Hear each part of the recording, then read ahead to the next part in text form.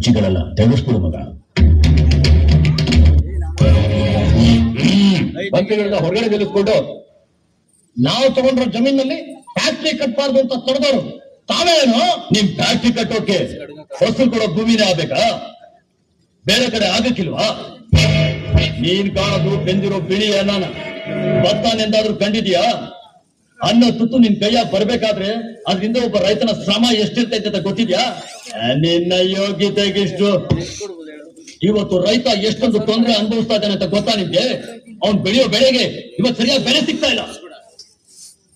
ತಗೊಂಡಿರೋ ಸಾಲನ ಅವನಿಂದ ತೀರ್ಸಿ ಕಾಯ್ತಾ ಇಲ್ಲ. ಎಷ್ಟೋ ಕಡೆ ಮಳೆನೇ ಆಗಿಲ್ಲ. ಹಸುವಿನಿಂದ ಅವನು ಆತ್ಮಹತ್ಯೆ ಮಾಡ್ಕೋತಾವನೆ. ಹಾಗಾದ್ರೆ ಫ್ಯಾಕ್ಟ್ರಿ ಕಟ್ಟಕ್ ಬಿಡಲ್ಲ ನೀವು? ಬಿಡಕ್ಕಿಲ್ಲ. ನೀನು ಮಂತ್ರಿ ಆದ್ರೆ ನಾನು ರಾಜ. ರಾಜ. ನಮ್ಮಿಂದ ನೀನು, ನಿನ್ನಿಂದ ನಾವಲ್ಲ. ನಿನ್ನ ಕುರ್ಚಿ ಯಾವಾಗ ಬಿದ್ದೈತದೋ ನಿನ್ಗೆ ಗೊತ್ತಿಲ್ಲ. ಆದ್ರೆ ನಮ್ದು ಹಾಗಲ್ಲ. ಸಾಯೋ ಗಂಟ ನಾವೇ ರಾಜ. ನಾವು ಮನಸ್ಸು ಮಾಡಿದ್ರೆ ಯಾರನ್ನ ಬೇಕಾದ್ರೂ ಮಂತ್ರಿ ಮಾಡ್ತೀವಿ.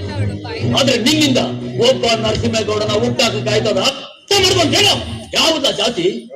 ಎಲ್ಲೈತ ಜಾತಿ? ಒಬ್ಬ ಮನುಷ್ಯ ಹುಟ್ಟಿದ 12 ದಿವಸಕ್ಕೆ ಗೊತ್ತಾಯ್ತದೆ ಒಂದು ಹೆಸರು, ಒಂದು ಜಾತಿ.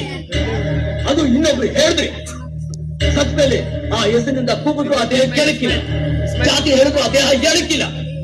ಅಂತ ಜಾತಿ ಬದುಕಬೇಕಾದ್ರೆ ಯಾಕಲೇಬೇಕು? ವ್ಯಕ್ತಿಯಿಂದ ಜಾತಿ ಅಲ್ಲ, ವೃತ್ತಿಯಿಂದ ಜಾತಿ. ಒಬ್ಬ ಮನುಷ್ಯನಲ್ಲಿ 4 ಜಾತಿಗಳಿರ್ತವೆ. ಒಳ್ಳೆಯದನ್ನ ಯಾವನ್ ಹೇಳ್ತಾನೋ ಅವನೇ ಬ್ರಾಹ್ಮಣ.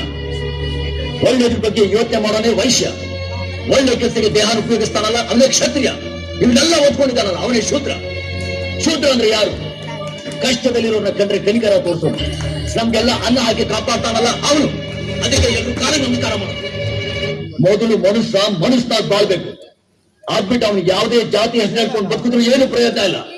ಅಂತ ಜಾತಿ ನಾವು ನಂಬಿಲ್ಲ, ಯಾವತ್ತೂ ನಂಬೋದಿಲ್ಲ.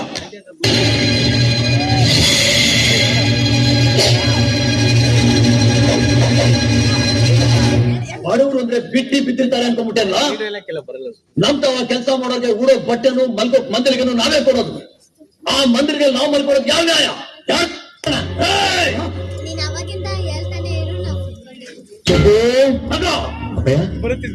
ನೀವು ನಿಮ್ ಕರ್ಕೊಂಡು ಹೋಗಿ ಎಲೆಕ್ಷನ್ ನಿಲ್ಸು. ಮಂತ್ರಿ ಆಗ್ಬೇಕು. ನಾವು ಹೇಳಿದೀವಿ ಅಂತ ಹೇಳು, ಮಂತ್ರಿ ಆಗ್ತಾನೆ.